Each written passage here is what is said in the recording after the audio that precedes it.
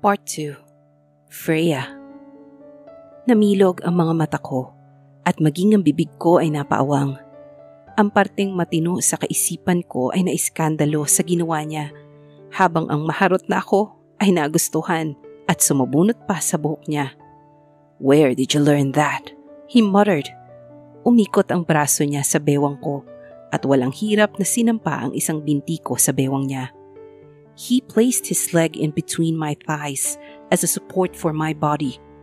I think I'm lost again with his touches. Learned what? I stared into his eyes, where I saw the lust he craved for.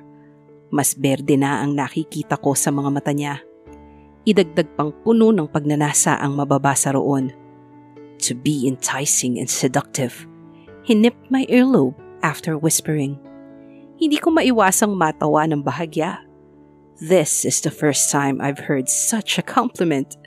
At pakiramdam ko ay lumilipad na nga ako. Lumilipad patungong langit.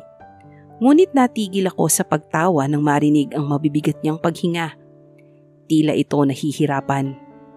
Binalot kami ng sarili niyang init at sumunod doon ay ang paglukob din ng init sa katawan ko.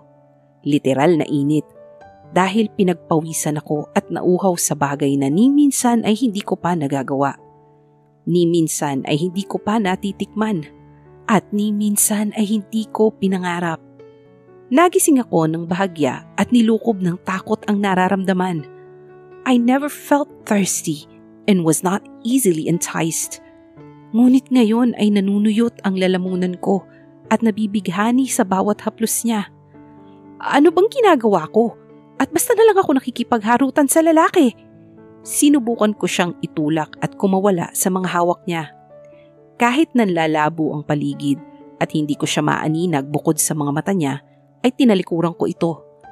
Kahit naliliyo ay pinilit kong maglakad palabas sa dagat ng mga tao. I need to get back to my apartment. Kaya lang, pakiramdam ko ay lalong umiinit ang katawan ko at ang paligid ko. Nanunuyo ang lalamunan ko. At kung ano-ano ang pumapasok sa isipan ko. This is no longer healthy, but the thrill factor is unquestionably high. Napatigil ako nang may kamay na humawak sa siko ko. Naglakbay mula ron ang init hanggang maglakbay sa buong katawan ko. My mind was battling between going home and staying to have a good night. Wake up, Freya! Wake up! But I couldn't get myself to wake up. Mas lalo lang yata akong nalunod sa init na nararamdaman. Nalugmok at mahihirapang umahon. You wanna go somewhere? Rinig ko yun kahit bumalik na ang lakas ng musika. Naeestatwa ako, lalo na at alam kong nasa likod lamang siya. His touches shiver me, kakaiba at nakakapaso. Sa tingin ko, siya ang kinauuhaw ko. At hindi nga ako nagkamali. Mula sa siko ay naglakbay ang kamay niya papunta sa bewang ko. Hinapit niya ako at mahigpit na hinawakan. Ngunit binalot ng kaba ang dibdib ko nang hatakin ako nito palabas. Marahas at kahit pigilan ko ay natatangay ako.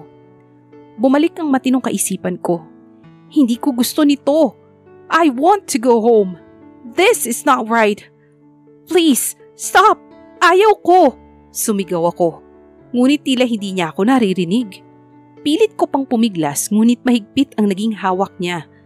Gusto ko nang maluha ngunit natitigil sa tuwing nararamdaman ang init ng katawan ko. Hindi ko na maintindihan ang sarili ko. I am craving it and want it, but I also want to get away from it.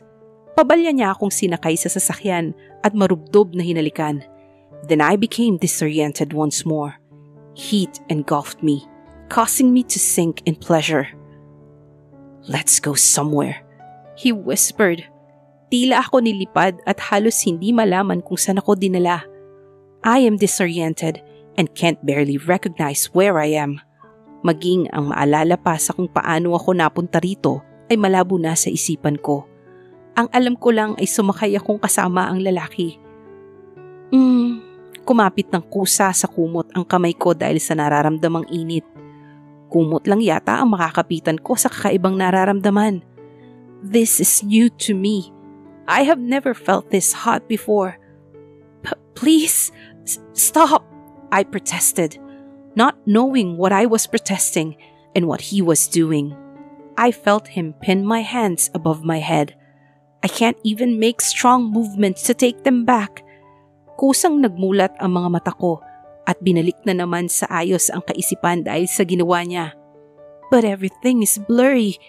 I was awake and yet I felt so sleepy. Kusang nangilid ang aking luha at sumikip ang dibdib.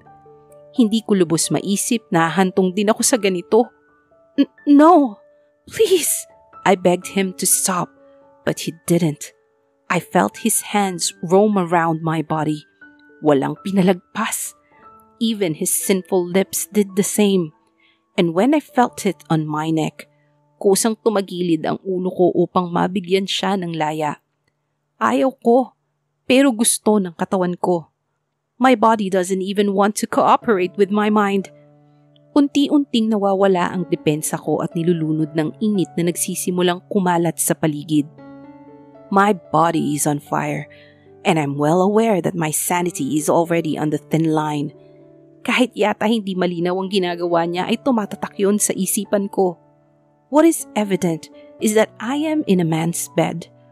I want to cry more for that thought and grieve, but the pleasure and satisfaction he gives me cannot win my mind. Maging ang mga halik niya ay nagpapahina sa mga tuhod ko. Wala na, at talo na ako ng sarili. I want to protest, but I can't find my voice. My mind knows this is wrong, and yet my body has become a slave to his touches. Ilang beses kong pinilit gumalaw at pilit siyang pinigilan, but I never won. He came to a halt and slammed my body on the bed. Masakit at lalo pang sumasakit. His hands moved all over my body, leaving a scorching sensation and sensuous pinches. Stop! Imbis na protesta ay ungol lamang ang nagawa ko. I think I'm losing my mind again. I want to wake up. Sa palagay ko ay isa lamang itong masamang panaginip. And what I need to do is wake up in order to stop the man, as well as myself. But I was wrong. This is not a dream. I heard his hard groan that made me realize this was real. Wala akong magawa kundi ang umiyak kahit na nangunguna ang init sa nararamdaman ko.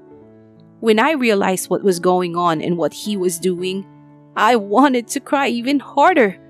I want to push him away to keep my virginity, but all I've done all night is moan. Although my body enjoys it, my heart is secretly suffering inside. And when he was done, I cursed him. With my little energy, I pushed his body to the side. Mahina na ang mga kamay ko at si tingin ko ay may pasapa. My eyes are clouded with tears. I never imagined myself with a strange man. Hindi ko nga mapayagan si Miko, but here I am, sharing the bed with this unknown human. Hinayaan kong bumuhos ang luha ko at gusto ko mang magalit sa sarili. Ay wala akong lakas na gawin yon. I don't even have the strength to walk. Kahit gustuhin ko mang tumakbo na at tumakas ay hindi na kaya ng katawan ko. So I let myself be consumed by the darkness and sleep. Pinapanalangin ko na lang na hindi siya magising. Gumising ako na madilim pa rin ang paligid maging ang labas. Ngayon ko palang yata nahanap ang sarili ko at gusto ko na lamang kalimutan lahat ng ginawa ko. You are careless, Freya. What have you done to yourself? Hinatak ko ang kumot hanggang sa dibdib ko. Hindi ko mapigilan ang panginginig ng mga labi ko at hindi maiwasang lumabas ang hagulgol na walang tunog. Nagsipaglaglagan ang mga luha. Tuloy-tuloy at walang tigil, walang humpay. Mas malala pa sa bangungot ang dinanas ko. Napailing at nakuyom na lamang ang mga kamay ko. This is the worst nightmare I've ever had, and that is because of the man beside me. Inhumane! Binigyan ko ng masamang tingin ang lalaking mahimbing ang tulog. Nakadapa pa ito at tila hindi alintana ang ginawa. He is a beast who tore me apart. Because of him, I felt less of a woman. I felt abused. I never imagined I would just lose it that way. Not even on my wedding day. Ilang taon kong iningatan. Ngunit isang gabi lang pala ay mawawala ko na. I know partly it's my fault. But still, I am weak. He took advantage of me. Marahas na pinunasan ko ang mga luhang bigla na lamang nalaglag. Sinubukan ko ring huminga ng malalim. Kahit anong gawin ko, hindi na mababalik yun. Kahit lumuha pa ako ng dugo, ay hindi ko na mababawi pa ang nawala. Mas mabuting makaalis na ako rito at baka mas malala pa ang mangyari sa akin. Kahit masakit ang katawan, ay pinilit kong bumangon. Pinapakiramdaman ko pa kung magigising siya o hindi. Wala na akong init na maramdaman kundi pawang pagsisisi na pumunta pa ako sa bar na yun. Sana pala, hindi na lang ako pumunta. I should have listened to Mama. Huwag lalabas sa gabi. No partying, no alcohol beverages. But now, I've lost it. At hindi na mababawi pa. Marahan kong binaba ang mga paa ko mula sa kama at sinubukang tumayo. Marahan ko pang hinakbang ang mga yun at maingat na naglakad. Ramdam ko ang lamig ng paligid na lalong nagpapanginig sa pagod kong katawan. I felt the cold breeze of air embracing my nakedness. At kahit mahirap, ay inaninag ko ang dilim at hinanap ang damit ko. Nang makita yon ay pilit kong inabot at sinuot. Hindi ko alam kung sira ba o hindi. Ayaw kong buksan ang ilaw at baka magising ang lalaking kailanman ay hindi ko mapapatawad. Hinanap ko rin ang pouch ko at nakitang nasa kalapit niyang mesa yon. Marahan ang mga naging hakbang ko at kahit mahirap ay tinawid ko. Hindi ko nagugustuhin na gumising pa siya. Kung pwede lang ay hindi na siya gumising pa kailanman. He's an asshole, a virginity stealer. Nanginig pa ang kamay ko nang kuhain ng pouch. Bukas yun at hindi ko alam kung saan at kailan ko binuksan. I can't remember every detail. May iilan man ay malabo na. Binilang ko pa ang pera ko at may pamasahe pa naman. Nangatog ang kamay ko at nalaglag pa ang ilang barya at gamit doon na nakapagpakaba sa akin lalo. Natigil pa ako at nilingon siyang nakadapang natutulog. Pigil ko ang paghinga at hinintay ko kung gagalaw ba siya. I'm afraid he will wake up and catch me sneaking out. Kahit karapatan kong tumakas ay wala akong magiging laban sa kanya kung magigising siya ngayon. Nang masiguradong hindi siya magigising, ay mabilis kong pinulot ang mga nahulog na barya at gamit. At kahit pa kumpleto ay agad kong sinara ang pouch. Mabilis pa akong tumayo at maingat na tinalikuran ang kwartong yun. Maging ang pinto ay maingat kong sinarado. Bumilis lamang ang hakbang ko nang makalabas na ng hotel room. Kahit masakit, ay pilit kong tinakbo ang elevator. Nang makasakay roon ay nanghina ang mga tuhod ko at napataustos na lamang paupo. He tainted me. Scratch that. You've tainted yourself, Freya. Kusang naglaglagan ang mga luha ko at sumigaw ng malakas. Ang tanga-tanga mo, Freya! Ano na lang ang sasabihin ni Miko? Na mas malala pa ako sa kanya? Na ang landi ko? Na hindi ako marunong makontento sa kanya? Napakadumi ko. Ayaw mo pero gusto ng katawan mo? Hindi sapat na rason yun. Sinuntok-suntok ko ang lapag ng elevator kahit na lalo lamang sumakit ang kamay ko. Gusto kong ilabas lahat. Lahat. Gusto ko mang bawiin ay malabo na. I lost it. And I felt so worthless because of this. Naninikip ang dibdib ko at ang mukha ni Mama ang naaalala ko. Kung sinunod ko siya ay wala sana ako sa ganitong sitwasyon. Hindi ko alam kung paanong basta ko na lamang naramdaman ng init at sumama sa lalaki. I'm sorry, Ma. Hindi po ako masunuring anak. Humagulgul ako ng iyak. Nagbara na ang ilong ko at ramdam kong may sipon ng lumalabas mula ron. Ramdam ko rin ang pamamaga ng mga mata ko. But I do not mind. Walang tatalo sa sakit na nararamdaman ko ngayon. Lalo pa akong naiyak nang maamoy sa katawan ko ang pabango ng lalaki. Matapang at nakakaliyo. I cannot forgive that man. He ruined me. Nawalan ako ng lakas at napasandal na lamang sa elevator. Natutulala at wala nang magawa. Hindi ko na maibabalik kahit na iningatan ko pa ng matagal. This is the worst. It feels like I lost a $1 billion treasure. Hindi ko lubos maisip na ganito ang bagsak ko sa kabila ng pag-iingat ko. Basta na lang palang mawawala sa isang estranghero. Sa isa pang estranghero. Walang pagkakaiba sa gusto ni Miko. Napakagatlabi ako nang hindi ko mapigilan ang rumaragasang luhang lumabas sa mga mata ko. Ethics teacher ka pa man din, Freya. Hindi ko yata kayang humarap sa mga estudyante ko sa tuwing maaalala ko ang nangyari. I should be the role model, not the other way around. Not a bad influence. Hanggang makalabas ng elevator ay hindi ako tumigil sa pag-iyak. Ni hindi ko nanlilingon ang reception at hindi pinansin ng guard na nandun. Basta na lang akong lumabas at sumakay ng taxi. San po, ma'am? Tiningnan pa ako nito sa rearview mirror. Sinabi ko lang ang lugar ng apartment ko at mabilis na niyakap ang katawan ko. Pigil ang hagulgul ko at walang sawang humihingi ng kapatawaran. I feel like a sinner. I felt so bad. Kahit sabihing nag-cheat si Miko, mas hindi kapatawad-tawad ang nagawa ko. Have sex with a strange man? Really, Freya? I'm so reckless. Kahit pa bumigay ang katawan ko at pakiramdam ko ay ginusto ko rin yun, ay mali pa rin. Napakamakasalanan ng lalaki. Halos takbuhin ko ang kwarto ko pagkarating sa apartment. Wala ring tigil sa pagtunog ang cellphone ko ngunit hindi ko yun tinitingnan sa takot na baka si mama ang tumatawag. Hindi ko alam. Anong sasabihin ko? Na, ma, lumandi ang anak nyo. Na, ma, ayaw ko naman talaga kaya lang nandyan na. I am physically and mentally exhausted. Ni hindi ko sigurado kung kaya ko pa bang humarap sa maraming tao. Paano ang pagtuturo ko? Paano ang relasyon ko? Paano ang dignidad ko? Paano ako? Ang daming gumugulo sa isipan ko. Hindi ko alam kung anong uunahin ko. Hindi ko yata kayang humarap sa mga estudyante ko. One mistake, and yet it means everything. It crashed me down and broke me into pieces. Paano kung may nakakita? Umiling ako at binura ang huling naisip. Imposible yun at wala naman akong kilala sa lugar na yun bukod kila Miko. Kusang napapikit ang mga mata ko at rumagasaron ang alaala kagabi. Napatakip ako ng bibig at napaiyak na lamang ulit. Sa lahat pa naman, bakit ako pa?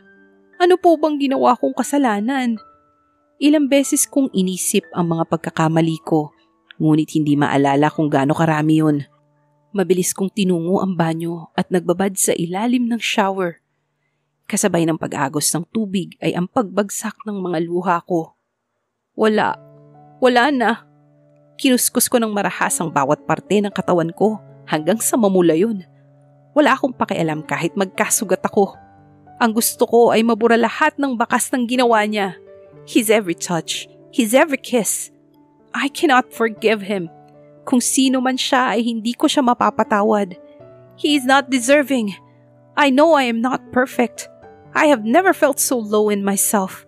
Ngayon lang, at tingin ko ay dadalhin ko yun sa kinabukasan. Malabong makalimutan ko, lalo pat nakatatak na sa isip ko. Teacher Freya just got hooked up. O baka bansagan pa ako ng gurong nakipag one night stand. Hindi ko naman sinasadya. Pagkatapos, naisip ko na napakasama naman ng buhay ko. My boyfriend made out with another girl while I was on the home run with another man. Fabulous, Freya. I wasn't even heartbroken, yet I went out with a man and even slept with him. Hindi ko maiwasang tingnan ng sarili ng mababa. Nalulugmok at nahihirapang umahon. Sino pang lalaki ang magmamahal sa akin? Ano na lang ang sasabihin ng mapapangasawa ko kapag nalaman niyang hindi na ako buo, basag na at may lamat na. Ano mang ayos ay hindi na mabubuo at malabong makapag-asawa pa ako. Does that piece of hymen matter? I don't know. Even if I wanted to be pure, I could not. That is hidden, but very criticizing. Pinatay ko ang shower subalit hindi ako umalis sa pagkakaupo sa ilalim nun. Niyakap ko ang sarili at yumuko. I only have myself to cry all the pain away. Hanggang ngayon ay hindi pa talaga rumirehistro ng maayos ang nangyari. Gusto kong balikan at pigilan, but it has already happened. If this is just a bad dream, please, wake me up. Walang tigil ang mga luha at pawang pagsisisi ang nararamdaman sa kalooban ko. Sana panaginip lang to. Sana hindi na lang nangyari. If I could only turn back time and change things, ginawa ko na. But I am powerless. Hindi ko magawang tumakbo sa pulis at ipahanap ang lalaki. Mas maiging kalimutan ng lalaki at ibaon na lamang ang nangyari. It's hard, and I'm not forcing myself to forget. Gusto ko lamang may makausap at tumawag ng kaibigan. Hindi ko magawa sa takot na husgahan nila ako. Ano bang laban ko? At kahit alam kong wala silang alam ay hindi ko mapigilang isiping alam na nila. Natatakot akong kumalat ito at mawala ang respeto ng maraming tao sa akin. Paano ko pa matitingnan sa mata ang bawat estudyante at magulang na makakaharap ko? I will be powerless. Nang hina ang kamay ko sa napagtanto. Kusang bumagsak ang mga yun kasabay ng paghiga ko sa malamig na sahig ng banyo. I am asking and praying to gain all the strength to fight this battle inside me. I hope someone will comfort me and not judge me. Just that one person and I am okay. Gusto kong patigilin ang oras at hindi muna pumasok sa paaralan. I'm feeling faceless right now. My confidence was being eaten away by my fear and insecurities. I hope tomorrow is a good luck. Kung hindi man, kahit ang kasunod na bukas na lang, o kaya ay ang kasunod pang bukas. Only one person today and one tomorrow. Please, I'm begging. I filed for a sick leave to heal my wounds, but not my mind. The freshness of the memory is still there. I cannot afford to see Miko. I might be tongue-tied or remain silent.